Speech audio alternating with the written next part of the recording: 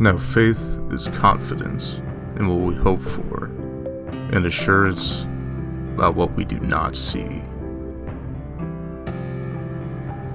For we live by faith, not by sight.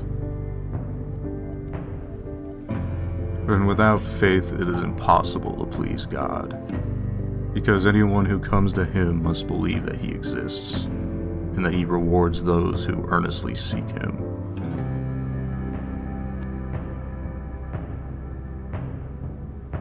I have been crucified with Christ, and I no longer live, but Christ lives in me.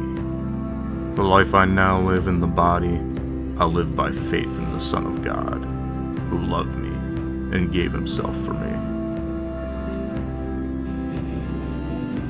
So do not fear, for I am with you. Do not be dismayed, for I am your God. I will strengthen you and help you. I will uphold you with my righteous right hand. For I am the Lord your God, who takes hold of your right hand and says to you, do not fear, I will help you. Trust in the Lord with all your heart, and lean not on your own understanding. In all your ways submit to Him, and He will make your paths straight. But blessed is the one who trusts in the Lord, whose confidence is in Him.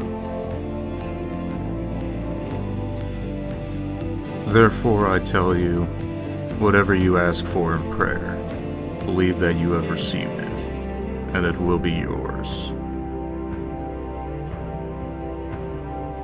If you have faith as small as a mustard seed, you can say to this mountain, move from here to there, and it will move. Nothing will be impossible for you.